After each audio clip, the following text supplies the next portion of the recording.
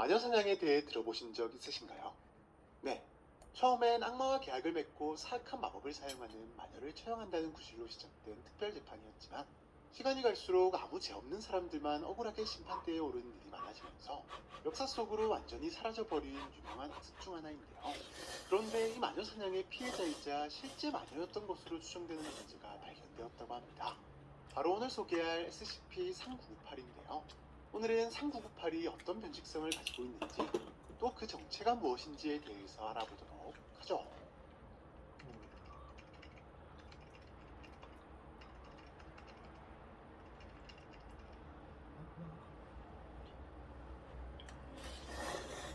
SCP-3998은 미국 매사추세츠주의 댄버스 마을에서 발생한 크고 작은 화재 사건을 조사하던 중에 발견된 기괴한 모양의 허수아비인데요. 대략 17세기 후반에 목숨을 잃은 것으로 추정되는 유골을 고리버들과 목등을 이용해 마치 허수아비처럼 만들어 놓았는데 왜인지 하반신은 아예 사라진 상태에 몸 전체가 불에 타는 흔적이 남아있답니다. 3998에서는 계속해서 에탄올과 지방으로 구성된 가연성 액체가 흘러나오는데 매일 밤 11시에서 새벽 4시 사이 3998은 이 액체를 이용해 갑자기 불타오르기 시작하는데요. 물론 3998은 강력한 불에도 전혀 손상되지 않지만 문제는 이 불이 다른 사람에게로 옮겨간다는 것. 다만 아무에게나 옮겨가는 것은 아니고 악한 마음으로 누군가의 목숨을 앗아간 사람이나 연인에게 폭력을 가한 경험이 있는 사람 중 가장 가까운 사람이 그 대상인데요.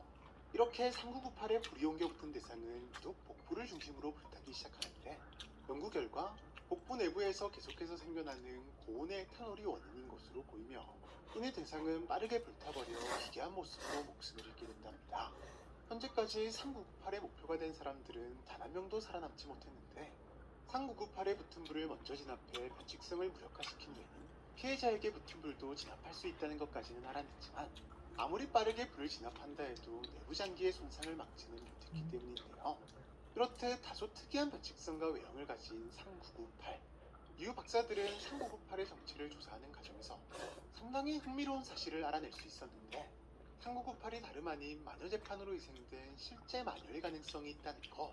사실 댄버스 마을의 화재 사건을 조사하던 도중 모든 것이 전술 속 고리버들 마녀의 짓이라 여기는 사람들이 있었는데 당신은 가능성 중 하나 정도를 여기고 넘어갔지만 3998을 찾아놓고 보니 요상한 외형부터 불타는 변칙성은 전술 속 마녀의 특징과 유사한 점이 많았기 때문인데요. 먼 과거 아버지의 강요로 원하지 않는 사람과의 결혼을 하게 된 한 녀석. 설상가상 그녀는 수시로 폭력에 시달렸고 그런 그녀에게 악마가 접근한답니다. 원래는 그녀의 영혼만을 노리고 접근한 악마였지만 영혼의 대가로 마법을 가르쳐주는 과정에서 어느샌가 둘은 친구, 아니 그 이상의 감정을 느끼게 되는데요. 하지만 꼬리가 길면 밟히는 법. 마법을 이용해 남편에게 복수를 한 그녀는 남편에게 의심을 살 수밖에 없었고 결국 미행을 한 남편에 의해 악마와 함께 있는 모습이 들키면서 얼마 안가 마을 사람들에게 붙잡혀 목숨을 잃게 된답니다. 네, 어쩌면 3998은 전설 속 마녀이며 자신이 겪은 고통을 외면한 채 마법을 사용한다는 이유만으로 자신을 죽게 만든 남편과 마을 사람들에 대한 분노로 비슷한 잘못을 저지른 사람들을 공격하고 있었던 것으로 보였는데요. 이후 여러 자료들을 통해 전설 속 그녀는 캔디스 에이지라는 이름의 실존했던 여성이며 재판 당시 클로비스라는 악마와 계약을 했다는 그녀의 자백 기록과 함께 1693년 6월 10일에 거행된 그녀의 마녀 재판 기록까지 확인되면서 3998의 정체는 고리버들의 마녀 캔디스 에이지가 맞는 듯 보였답니다. 그런데 이후 혼자서는 이동이 불가능한 3998의 특성상 격리 실패 가능성이 없다고 판단한 박사들은 3998에 안전등급을 부여한 채 제34기지에서 격리 중인데요.